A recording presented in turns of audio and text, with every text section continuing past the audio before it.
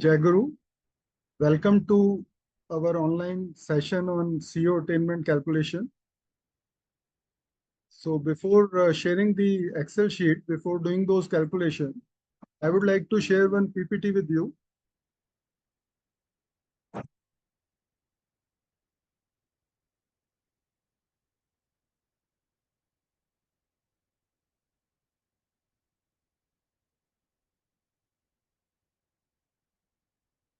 Recently, I attended one seminar at RTC Institute of Technology. Dr.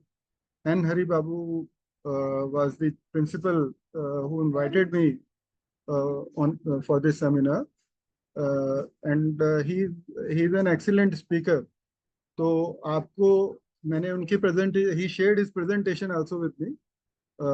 और अगर sir का session यहाँ पर कराने हैं तो आई हैड रिक्वेस्टेड हिम, अगर हमें कॉलेज में जरूरत होगी तो sir is willing to come to our college as well. So let's start the presentation. Doctor Hari Babu जो हैं वो नैक असेसर भी हैं और उन्होंने ये शेयर किया था मेरे साथ। हमारे 1000 पॉइंट्स होते हैं नैक के जो हमें अवार्ड होने होते हैं, जिसमें से कि कुछ क्वांटिटेटिव मैट्रिक्सेस हैं और कुछ क्वालिटेटिव मैट्रिक्स। क्वांटिटेटिव मैट्रिक्स तो ऑलरेडी हमारे मार्क्स मिल चुके हैं डीवीवी में, 621 आउट ऑफ 1000। अभी हमें 379 मार्क्स मिलने हैं जो कि क्वालिटेटिव मैट्रिक्सेस में है। और ये हम ऑलरेडी कई सेमिनार्स में, हमारी आईक्यूएससी टीम और प्रिंसिपल सर इसमें लगे हुए हैं, बहुत मेहनत कर रहे हैं। मुझे काम मिले अटेनमेंट कैलकुलेशन के लिए, तो अटेनमेंट कैलकुलेशन आता है criteria 2, teaching learning and evaluation. और ये सबसे इंपॉर्टेंट क्राइटेरिया है। क्यों? क्योंकि आउट ऑफ 1000 350 मार्क्स इसी क्राइटेरिया के हैं। लेकिन अब इसमें 225 मार्क्स तो हमें ऑलरेडी मिल चुके हैं डीवीवी में, तो 125 मार्क्स मिलने बाकी है। तो अभी हम इस पर फोकस करेंगे। तो ये ब्रेक डाउन है 350 का। इसमें सबसे इंपॉर्टेंट है स्टूडेंट सेटिस्फेक्शन सर्वे, क्योंकि ऑब्जेक्टिव बेस्ड एजुकेशन जो है वो स्टूडेंट सेंट्रिक है पूरा का पूरा। और स्टूडेंट सेटिस्फेक्शन जो होता है उसके लिए इनफैक्ट नैक अपना भी सर्वे कराता है। लेकिन हमें जब नैक की पीयर टीम होगी तो सिर्फ वही सर्वे से काम नहीं चलेगा। कॉलेज भी अपना सर्वे करा रहे हैं एसएसएस, लेकिन डिपार्टमेंट लेवल पे भी हमें सर्वे कराना जरूरी है कि हम कोर्स आउटकम अचीव कर रहे हैं कि नहीं, स्टूडेंट्स क्या सोचते हैं उसके बारे में। तो ये सब चीजें वो बहुत अच्छे से ऑब्जर्व करेंगे। तो अब हम आगे बढ़ते हैं। तो क्वांटिटेटिव मैट्रिसेस को तो छोड़ दीजिए, अब आ जाते हैं क्वालिटेटिव मैट्रिसेस में, जिसमें कि 20 मार्क्स जो है ना, ये हैं हमारे। एक तो ये है 40 मार्क्स, वो ये चेक करेंगे कि एक्सपीरियंशियल लर्निंग, पार्टिसिपेटिव लर्निंग और ये सारी हायर ऑर्डर जो लर्निंग है वो यहाँ पर होती है कि नहीं होती है। तो इसके अलावा रिड्रेसल सिस्टम कैसा है, और attainment, PO and CO attainment, क्या ये वैल्यूएशन इसका होता है कि नहीं होता। क्योंकि ये सारा का सारा जो एनएपी का है ये आउटकम बेस्ड है, आउटकम बेस्ड एजुकेशन पे बेस्ड है। तो अगर हम यही वाली शीट अगर ठीक नहीं दिखाएंगे तो पूरा का पूरा एक्सरसाइज ही फेल हो जाता है, हमको ए ग्रेड तो मिल नहीं सकता। तो मैं इससे पहले कॉलेज में था, 2020 में मैं यहाँ पर वाईएसएम आया हूँ। उससे पहले मैंने क्राइटेरिया 1 और 2 उस कॉलेज के लिए बनाया था, अपने डिपार्टमेंट के लिए, डिपार्टमेंट ऑफ मैनेजमेंट साइंसेस। तो अभी उस कॉलेज को A+ ग्रेड मिल गया है नेट में। इवेल्युएशन अभी रिसेंटली हुआ है उनका लास्ट ईयर। तो ये जो है ट्रेडिशनल सिस्टम से हम शिफ्ट हो रहे हैं ऑब्जेक्टिव बेस में। तो ट्रेडिशनल सिस्टम ये सारी चीजें इग्नोर करता था, बेसिकली एग्जाम ओरिएंटेड वहां पर एजुकेशन होती है, रूट लर्निंग। और स्किल्स जो है बच्चों में वो इतने से अच्छे से वो इम्पार्ट नहीं हो पाती है। जैसे होलिस्टिक एजुकेशन नहीं हो पाती है, जो कि हम आउटकम बेस्ड लर्निंग में उसको ड्रॉबैक को पूरा कर रहे हैं। जैसे आउटकम बेस्ड लर्निंग में हम हायर ऑर्डर लर्निंग क्या होती है, participative learning, experiential learning, problem solving methodologies, hands on experience, हम बच्चों को स्किल्स इम्पार्ट करते हैं। जब बच्चे अपने हाथ से कोई चीज करते हैं तो रिटेन कर पाते हैं उसको।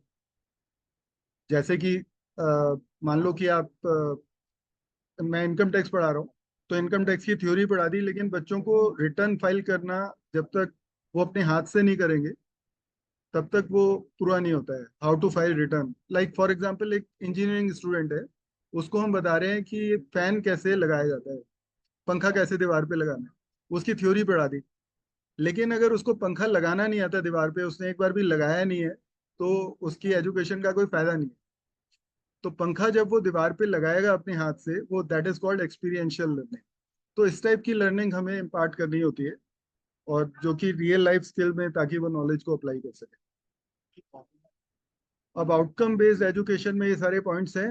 Achievement of higher high order learning second point में, जो भी हमने डिस्कस किया। और सबसे इंपॉर्टेंट है last point, it requires that students demonstrate that they have learned the required skills and content। तो ये हमें इस पर एम्फेसाइज करना है। और स्टूडेंट से क्या क्या एक्सपेक्टेड है वो आप ये पढ़ लीजिए। Student should be able to write project proposals, complete projects, analyze case studies, give case presentation, show their ability to think, question, research, and make decision based on their findings। तो नेक peer team ये सब assess करेगी, students का interview लेगी तब, कि हमारे बच्चे कर पा रहे हैं कि नहीं कर पा रहे हैं। अच्छा, ट्रेडिशनल सिस्टम में हमारा बेसिकली फोकस एग्जाम पे रहता था, एग्जाम टेस्ट असाइनमेंट, और आउटपुट होता था, स्टूडेंट ग्रेजुएट हो जाते थे, एक डिग्री मिल जाती थी उनको। लेकिन वो जो नॉलेज थी उसको ठीक से अप्लाई नहीं कर पाते थे। लेकिन आउटकम बेस्ड एजुकेशन में एक वेल राउंडेड जो हमारा स्टूडेंट निकलता है पास आउट, और इसमें जो मेथोडोलॉजी है वो थोड़ा सा चेंज है। स्टूडेंट सेंट्रिक मेथड हम यूज करते हैं, लाइक केस स्टडीज हो गए, participative learning, experiential learning, heuristic methods, ये सब हम बाद में डिस्कस करेंगे। और प्रोसेस वही है, लेकिन जब बच्चा बाहर निकलेगा तो इसमें हमारा आउटकम्स हम देखते हैं कि आउटकम्स वो अचीव कर रहा है कि नहीं कर रहा है। Course outcome, program specific outcomes, like course outcome हो गए, जैसे कि मान लीजिए कि मैं इनकम टैक्स पढ़ा रहा हूँ, तो इनकम टैक्स का रिटर्न फाइल करना आता है कि नहीं, उसको थ्योरी का नॉलेज है कि नहीं है। तो ये कोर्स स्पेसिफिक आउटकम्स हो गए। इसी तरह से प्रोग्राम के आउटकम, अब जैसे बीकॉम का जो प्रोग्राम है उसके आउटकम, उसमें तो और भी सब्जेक्ट्स होंगे। इनकम टैक्स का रिटर्न फाइल करे, जीएसटी है, GSTR 1, GSTR 3B, उसके रिटर्न फाइल करने आते हैं कि नहीं आते हैं।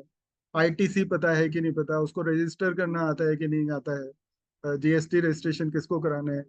इसी तरह से मार्केटिंग के कोर्स आउटकम होंगे। तो ये पूरे प्रोग्राम में डिफरेंट जो कोर्सेज हैं, सबके आउटकम्स आप मिला लीजिए, वो हो जाएंगे प्रोग्राम स्पेसिफिक आउटकम्स। तो ये सारे शॉर्ट टर्म हैं हमारे, जो कि अब हम इस पे फोकस हो गया है हमारा आउटकम बेस्ड पे।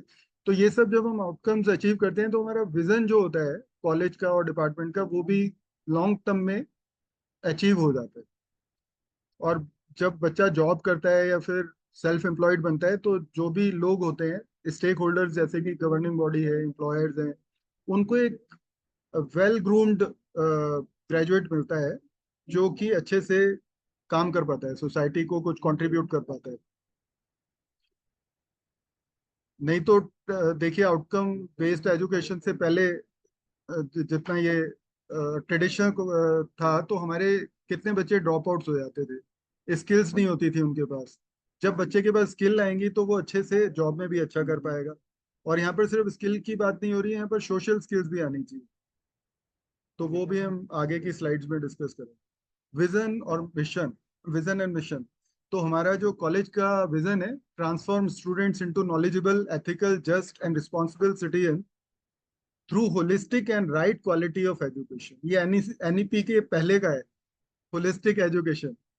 तो अब ये जो विजन है, इसको अचीव करने के लिए हम क्या कर रहे हैं, ये लॉन्ग टर्म में अचीव होगा। एक्चुअली विजन एकदम से स्टूडेंट्स को हम एकदम से चेंज नहीं कर सकते, लेकिन जब वो जॉब करेगा आगे जाके अपनी लाइफ में, ये मैनिफेस्ट करेगा विजन को।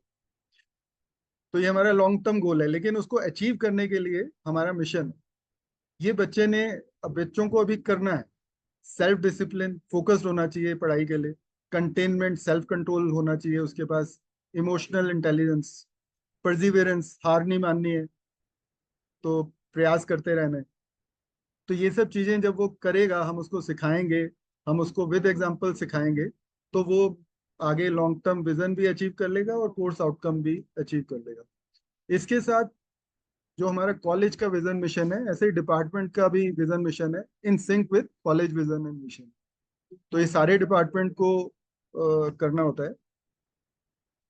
तो आउटकम्स इन ओबीई, तो ये हमारे शॉर्ट टर्म आउटकम है, program outcome, program specific outcomes and learning outcome, course outcomes. और लॉन्ग टर्म आउटकम्स होंगे हमारे vision and mission of the college and department. अब एज ए फैकल्टी, तो सबसे पहले हम क्या करते हैं, ओबीई मॉडल में सबसे पहले हम एक कोर्स प्लान बनाते हैं, से व्हाट यू वांट। फिर हम उस कोर्स प्लान को इम्प्लीमेंट करते हैं, क्लास में पढ़ाते हैं, डू व्हाट वी से, और प्रूव करते हैं उसको, whether we have achieved the course outcomes और नॉट, कितने अचीव हुए हैं, अटेनमेंट शीट बनाया अपना। और फिर उसके बाद इम्प्रूवमेंट भी करते हैं, डिपार्टमेंटल मीटिंग्स करते हैं, how we can improve it further. और फिर हम दोबारा से कोर्स प्लान में चेंज करते हैं। This process is called continuous quality improvement.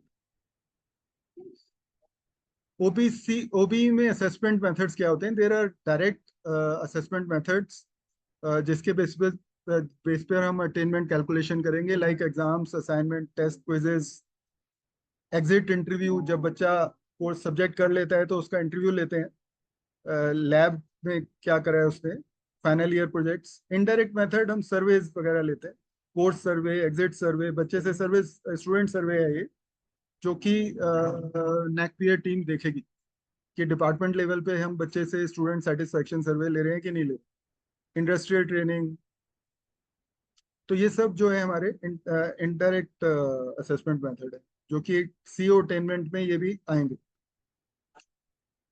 अब स्टूडेंट सेंट्रिक मेथोडोलॉजी क्या क्या होती है, तो इसमें बेसिकली ऐसा नहीं है कि टीचर आके क्लास में लेक्चर दे रहा है, पढ़ा रहा है, और बच्चों को, आधे बच्चों को समझ में आ रहा है, नहीं आ रहा है,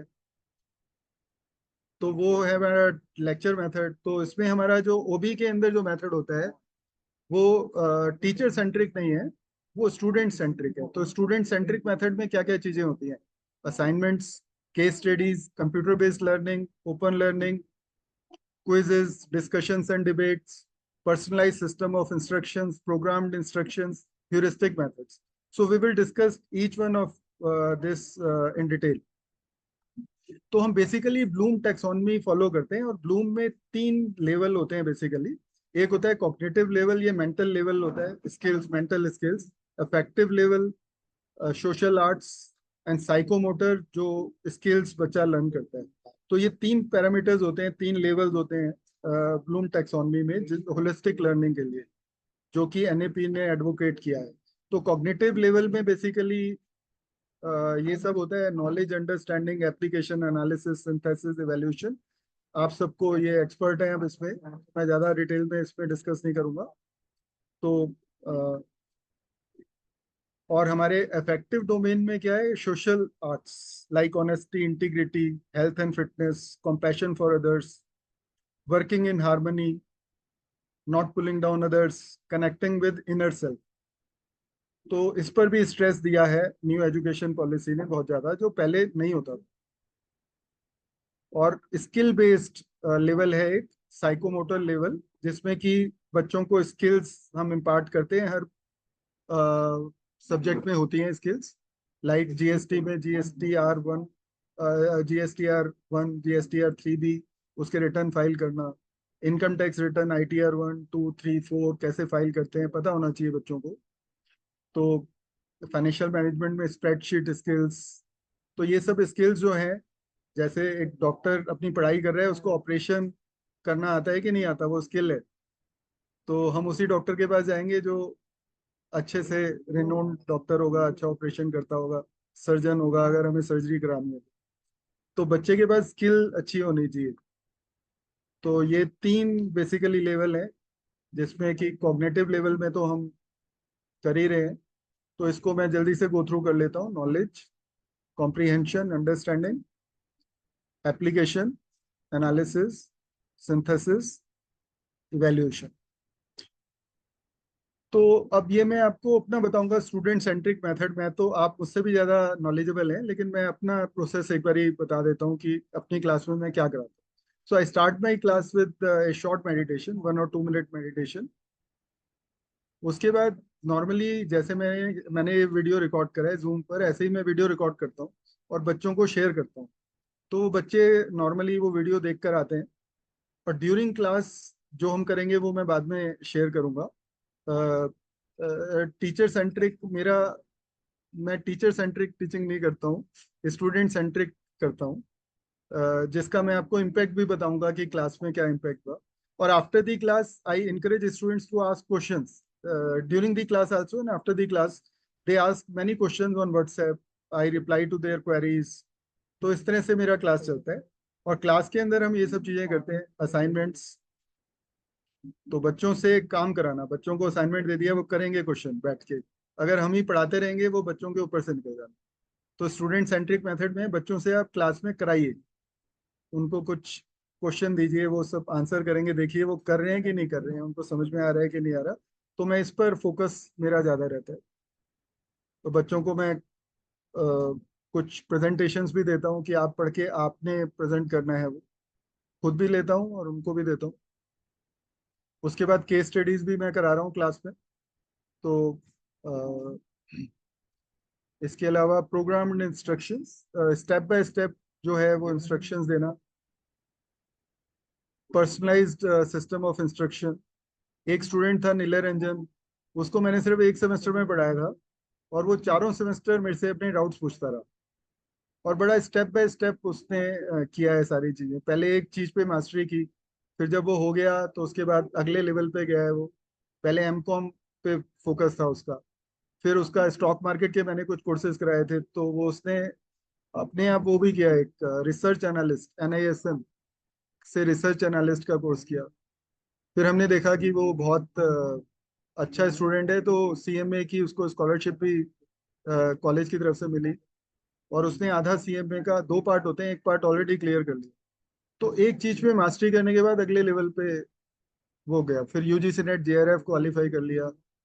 फिर उसके बाद उसने अभी IIM रांची से PhD कर रहा है वो। तो ये सब स्टेप बाय स्टेप इंस्ट्रक्शंस, यानी कि एक चीज पे मास्टरी कर लोगे उसके बाद अगले लेवल पे जाने, ऐसे ही हम पढ़ाई में भी करते हैं। कंप्यूटर असिस्टेड लर्निंग, जैसे अब इस स्लाइड में आप देखेंगे, ये मैं हूँ मूछों वाला, रेड टी शर्ट पहन के। मैं यहाँ प्रोफेसर था पहले FIIB में। 2012 में हमने ये, मैं लैब पे ही ज़्यादा काम कराता हूँ बच्चों को। ज़्यादातर मैं बच्चों को बोलता हूँ कि आप लैब पे, मैं करा रहा हूँ प्रोजेक्टर पे, आप उसको अपने आप भी कंप्यूटर पे करेंगे, तो इससे वो लर्न करते हैं। और ओपन लर्निंग, ये आप मुझसे अच्छा जानते होंगे।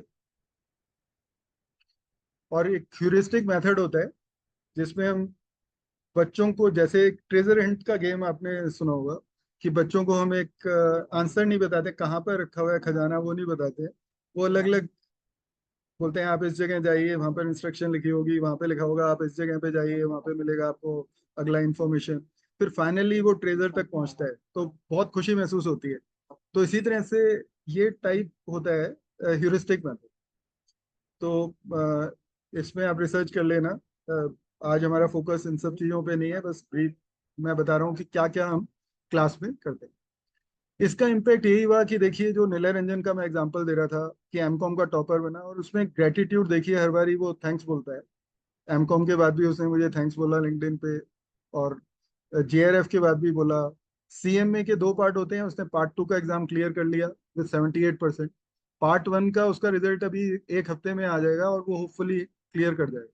He will be a full fledged cost and management accountant. और JRF उसने क्लियर कर लिया है। फर्स्ट अटेम्प्ट में उसका नेट भी नहीं निकला था, लेकिन उसने हार नहीं मानी, और नेक्स्ट अटेम्प्ट में UGC नेट JRF क्वालिफाई कर गया, जिसके बाद उसको IIM रांची में PhD में एडमिशन मिल गया, और वो कर रहा है। तो ये जो बच्चा है, इसने सारी की सारी जो मिशन था, हमारी जो चीजें थी, सेल्फ डिसिप्लिन इसमें है। और हमने इसको पूरा जो स्टूडेंट सेंट्रिक मेथड है उसी तरह से पढ़ाई करवाई है। कंटेनमेंट है, सेल्फ कंट्रोल है और परसिवियरेंस है। तो he showed all the three qualities जो मिशन में हमारे हैं, और उसके बेसिस पे सक्सेस मिली। तो लेकिन ये तो हो गया, जो बहुत ही कम स्टूडेंट ऐसे होते हैं निलय की तरह जो इतना अच्छे अच्छे से कर पाते हैं। लेकिन अगर हम एनईपी के सारे की सारी चीजें ये स्टूडेंट सेंट्रिक फॉलो करें, इसका इम्पैक्ट क्या होता है, देखिए मैं बताता हूँ आपको। कि इसके बाद हमने दो एमओयू करे, तीसरा होते होते रह गया, आईसीएससी वाले भी आए थे, तो उनका भी शायद नैक के बाद में हुआ, इंस्टीट्यूट ऑफ कंपनी सेक्रेटरीज के साथ। तो अभी हमारा एक institute of cost and management accountants के साथ एमओयू हुआ है, और एक आईएमसीओसी के साथ हुआ है। तो वो क्यों हुए हैं हमारे, और इसके बाद हमने क्लब बनाए हैं, फाइनेंस क्लब और मैनेजमेंट क्लब, और वो ही सारे के सारे ये सेमिनार ऑर्गेनाइज कराने में हेल्प करते हैं। अब जैसे कि जीएसटी का जब मैं कोर्स पढ़ा रहा था, तो उसमें हमने एक सर्टिफिकेशन कोर्स किया था, 47 बच्चों ने को सर्टिफिकेट भी मिला है। और ये 3 घंटे के 3 वर्कशॉप संदीप सर ने लिए यहाँ पर, कंप्यूटर लैब में ले रहे हैं वो। और उसके बाद हम बच्चों को सुधा डेयरी भी लेकर गए, और उन्होंने अपना ऑनलाइन वीडियोस भी शेयर करे। पूरा का पूरा प्ले लिस्ट था जीएसटी के ऊपर, जो बच्चों ने देखा। सुधा डेयरी गए, सुधा डेयरी के अकाउंट ऑफिसर आए हमारे यहाँ पर, सीएम में सुनील कुमार जी। तो जैसे आप यहाँ राइट साइड में, राइट बॉटम में देख रहे हैं, तो उन्होंने पूरा वर्कशॉप लिया अकाउंटिंग के ऊपर, अकाउंटिंग विद जीएसटी के ऊपर। लेकिन इसका इम्पैक्ट ये हुआ कि इस कोर्स में एक भी बच्चा फेल नहीं है, सारे के सारे बच्चे pass. And I am very please to, जब मैं अटेनमेंट बना रहा था तो मैंने सारे बच्चों से मार्कशीट मंगाई, और ये जब मैंने ऑब्जर्व किया, तो I feel very proud actually. तो ये जो एनईपी के जो टीचिंग मेथोडोलॉजी है स्टूडेंट सेंट्रिक, वो हमने फॉलो की, and it work not only with the bright student but with all the students. तो ये जो कैलकुलेशन है सीओ पीओ अटेनमेंट, अभी हम इसके लिए एक एक्सेल शीट पर करेंगे, ये मैं शेयर करता हूँ आपके साथ, एक एक्सेल शीट शेयर करूंगा। तो उसमें हम ये लर्न करेंगे कि कैसे कैलकुलेशन करनी है। तो सबसे पहले तो देखिए आपके कोर्स आउटकम क्या है। कोर्स आउटकम जैसे मेरे जीएसटी कोर्स के 4 थे, ज्यादा बहुत हाई फाई नहीं लिए, सिंपल वन लाइनर वो है। Learn how to file GST return, explain the input tax credit process, GST registration and theoretical knowledge. अब ये तो हमारे कोर्स आउटकम जीएसटी के हैं। इसके अलावा पूरे प्रोग्राम के, पूरे बीकॉम कोर्स के क्या आउटकम है, वो हो गए program specific outcomes. Like accounting knowledge भी होगी, टैक्स की, इनकम टैक्स की नॉलेज भी होगी, कंज्यूमर बिहेवियर मार्केटिंग की नॉलेज होगी, बिजनेस डिसीजन लेना आना चाहिए, मार्केटिंग लॉ अकाउंटिंग, ये सारी नॉलेज प्रोग्राम स्पेसिफिक आउटकम्स। अब इसको हमें मैप करना होता है प्रोग्राम आउटकम्स से। तो प्रोग्राम आउटकम्स बेसिकली ये जर्नल होते हैं जो पूरे प्रोग्राम के लिए होते हैं। Like for BA course, BA के प्रोग्राम आउटकम्स होंगे जो कि कॉमन होंगे सब। फिर बीए पॉलिटिकल साइंस के प्रोग्राम स्पेसिफिक आउटकम्स होंगे, हिस्ट्री के प्रोग्राम स्पेसिफिक आउटकम्स होंगे। तो इसको हमें मैप करना होता है कि ये कोर्स आउटकम को ये प्रोग्राम आउटकम्स के साथ। तो प्रोग्राम आउटकम्स बेसिकली इन्हीं सब चीजों से बने होते हैं। Scientific temper, collaboration, digital literacy, problem solving, communication, critical thinking, creativity, health and fitness, social responsibility and ethics. तो ये मैं दिखा देता हूँ आपको, कॉमर्स के भी प्रोग्राम आउटकम्स जो है, ये इसी बेसिकली लाइफ स्किल्स के ऊपर ही बेस्ड हैं सारे के सारे। To think independently and critically, critical thinking हो गया, to gain knowledge and skills. तो इसकी मैपिंग हमें करनी है सीओ के साथ। तो सीओ अटेनमेंट नहीं है, ये सीओ पीओ अटेनमेंट है। तो एक्चुअली सीओ पीओ अटेनमेंट तो बड़ा सिंपल है, ये हमने कोर्स प्लान बनाते हुए कर लिया है already। आप सबने कर लिया है, और बहुत अच्छे से किया हुआ है। तो सीओ दिए हुए हैं रो में, और ये दिए हुए हैं programme specific outcome.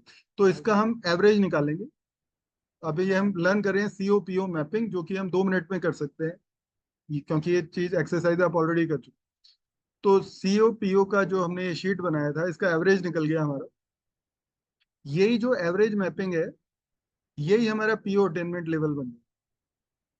PO attainment level कुछ नहीं है, just the average of first column second column. First column का एवरेज है 2, सेकंड कॉलम का 1.7।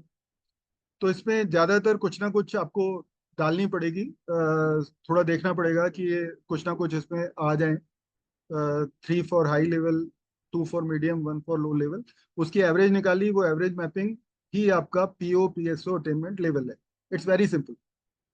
तो एक तो ये शीट हमें लगानी है।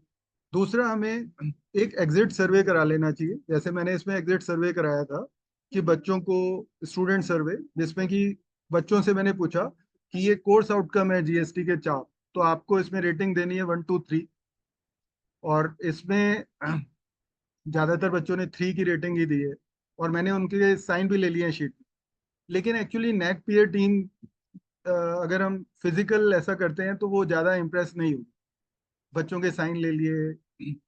आपको ये जो क्या करना चाहिए कि गूगल फॉर्म पर हमें सर्वे लेना चाहिए। मैंने दूसरे कोर्स के लिए गूगल फॉर्म पे लिया है, तो उसमें फोन नंबर वगैरह भी आ जाते हैं, and if they want to check they can ask students, क्योंकि साइन तो कोई भी कर सकता है किसी के।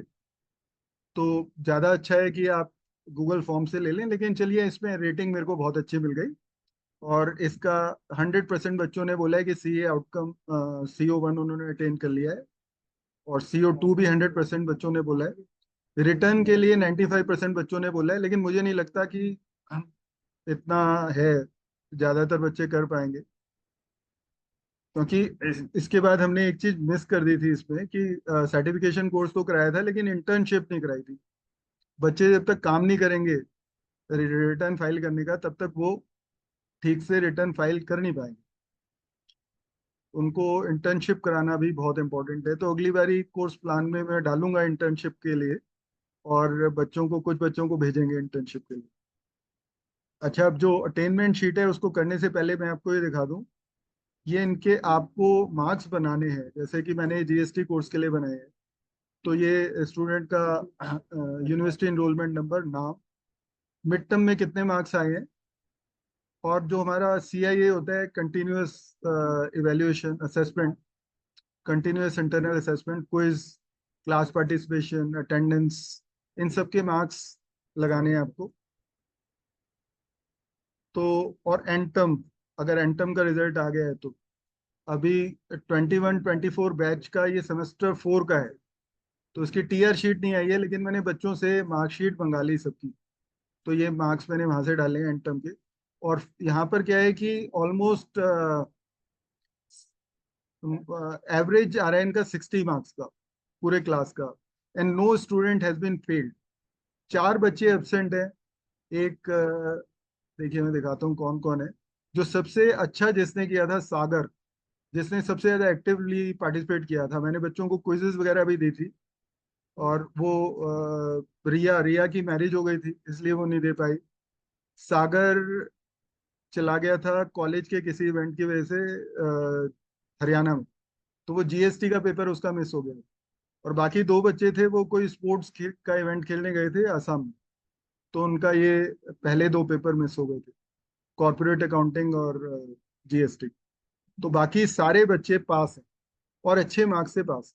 और इसमें जो हमारा अटेनमेंट लेवल जो आ रहा है, वो आ रहा है, इसमें मैंने स्टूडेंट सर्वे के भी मार्क्स डाले हैं।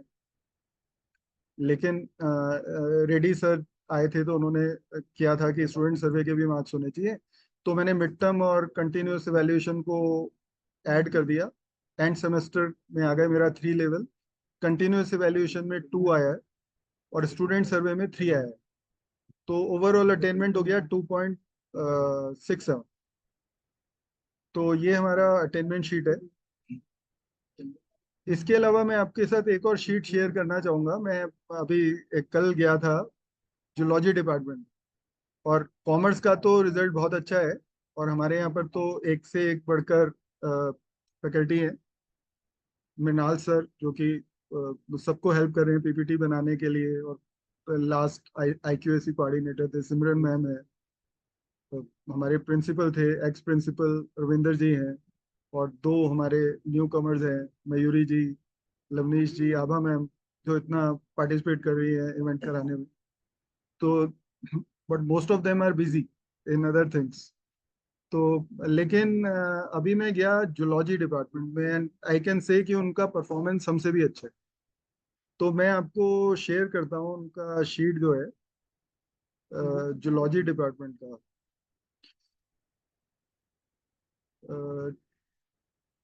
उनका अटेनमेंट वैसे ही बता देता हूँ, बहुत अच्छा अटेनमेंट है। और उनके सारे सब्जेक्ट में बहुत अच्छे मार्क्स आए हैं। C5, C6, C7, सेम 3 के जो सब्जेक्ट्स हैं उसकी TR शीट आ गई है। और उन्होंने बहुत अच्छे से कोऑपरेट भी किया, मुझे चाय भी पिलाई, बिस्किट भी खिलाया। और अंकित जी और कुमारी प्रगति नंदा जी और अंजना वर्मा मैम, रवि जी, उन्होंने टाइप भी करके दिए पूरे स्टूडेंट्स के नाम बहुत अच्छे से। एंड हमने वो बना लिया अटेनमेंट शीट।